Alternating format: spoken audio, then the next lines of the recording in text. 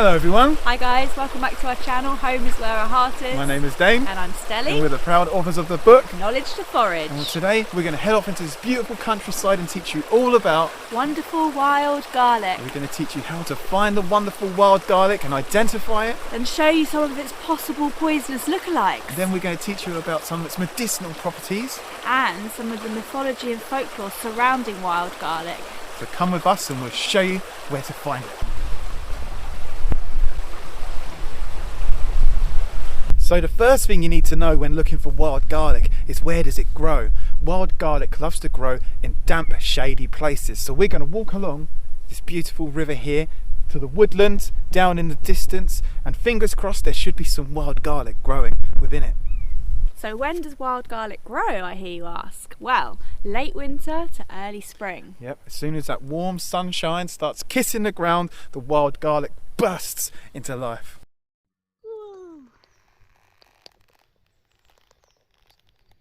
We're super early. You see these young shoots? This, it's wild garlic.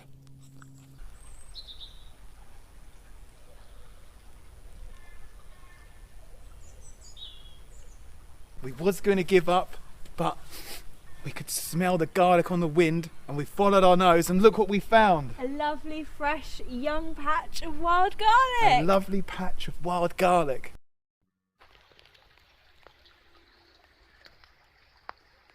You can see all this fresh young wild garlic here. We're still super early in the year, but this stuff is plenty big enough for us to eat. And it smells amazing. Garlic, wild garlic, is in the allium genus, which means it's related to onions. Now, the first thing we got to do when foraging for wild garlic, of course, is learn how to identify wild garlic, which is super simple. Firstly, when it's young like this, you'll find just its leaves. Its leaves are long and thin with a pointed tip and thin sides.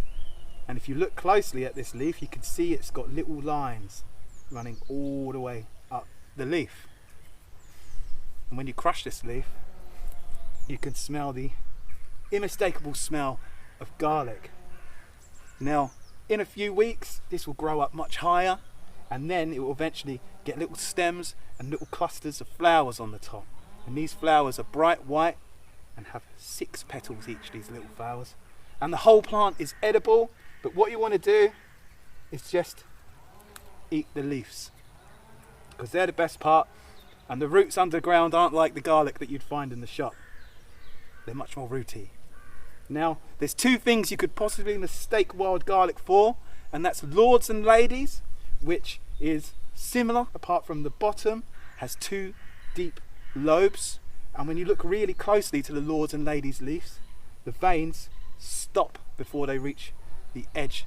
Now, the lords and ladies leaves sometimes also have black splotches on them, and they grow much bigger than wild garlic, and later on in the year when they flower, their flowers look nothing like wild garlic flowers. They're kind of cone shaped, and then they develop into red berries. And the other plant that you could potentially mistake for wild garlic, one that's much more poisonous, is lily of the valley, and its leaves look very similar to this when it's young, but the main way you tell the difference between this and lily of the valley is when you crush this leaf, your senses are overwhelmed with garlic, whereas if you crush the lily of the valley's leaves, it smells nothing like garlic's. And if you're still unsure, then just wait for the wild garlic to flower, and then you'll definitely know you found wild garlic, because lily of the valley's flowers are like little hanging upside down teacups.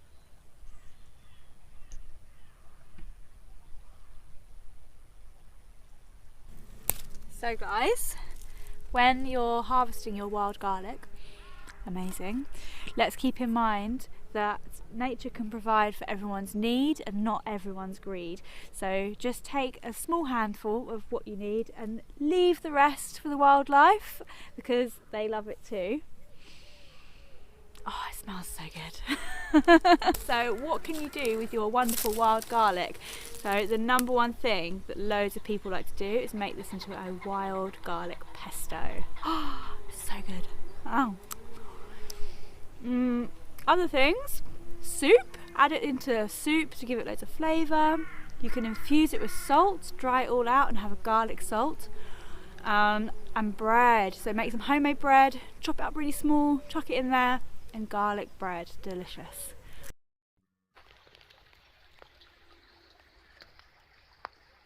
So wild garlic is one of the foraging favourites because it's absolutely delicious.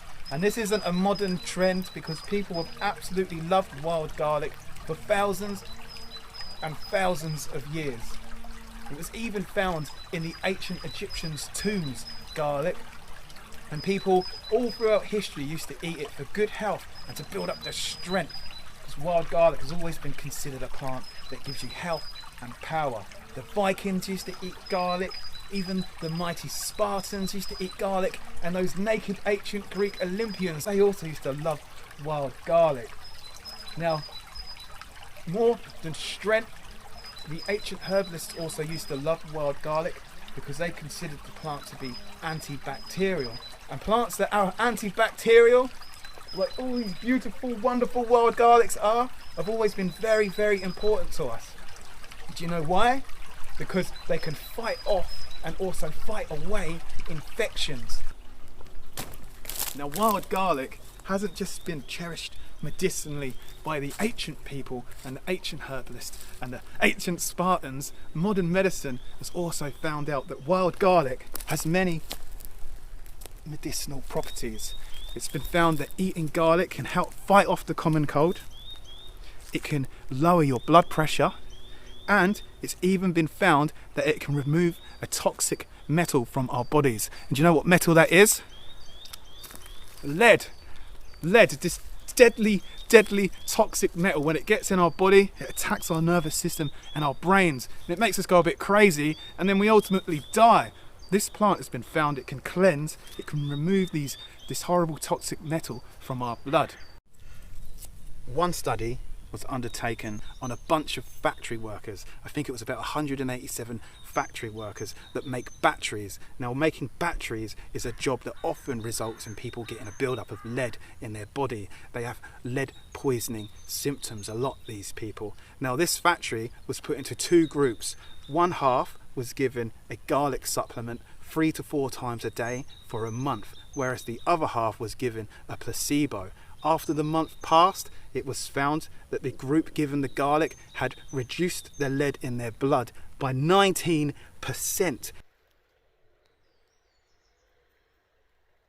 So when it comes to the mythology and folklore that's connected with the wonderful wild garlic, what first springs into your mind, Stelly?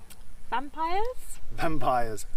Why are vampires scared of garlic?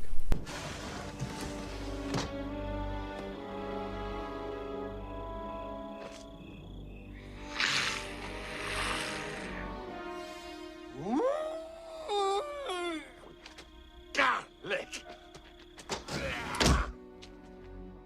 I don't know. Well, this all comes back down to the days, them ancient days where people would eat garlic for strength, because people would eat it before battles, they'd eat it before they went to war, and they'd also eat it before they went on long, dangerous journeys to keep them healthy and strong, so they could endure whatever crazy dangers happen along the way. Along this time, somewhere along the line, people started to think, hang on a minute, garlic tastes delicious, but it makes me burp. It makes me stink of garlic and gives me that dreaded garlic breath. Perhaps if I eat loads of garlic, then maybe monsters like werewolves and other sinister things like that won't want to eat me or kill me when I'm on my travels. And what was the most feared monster of all back then? Tell me. Vampires. Them scary, mysterious monsters that no one ever sees, that lurks in the night. Sucking your blood. Bites you, sucks your blood. When you're in bed, people would get ill and mysteriously die. Now, people were rubbing garlic all over themselves for protection, hanging it on things, rubbing on anything you can think of at this time. And people started to realise the people that followed this superstition they didn't seem to be dying as much from vampire bites. Because all these deaths, they also had one thing in common. These people would mysteriously die and they'd be left with a bite mark. Now, this bite mark was either left by a vampire, which was known as the mark of the vampire, or perhaps it could have been left by a mosquito. Because do you know what else garlic scares away? Tell me. Mosquitoes. It's been proven to be a mosquito repellent. So our ancestors were either scaring away the vampires or they were scaring away the mosquitoes. Which one do you think they were scaring away? You decide.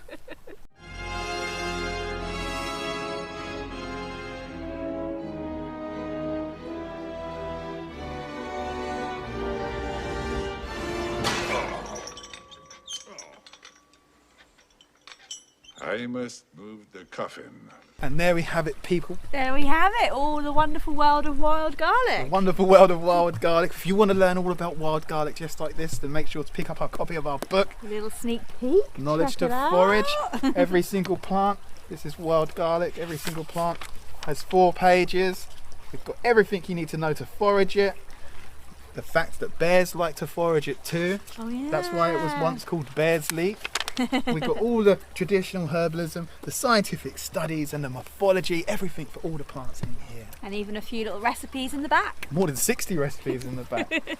But not all on wild garlic, because that'd be mental.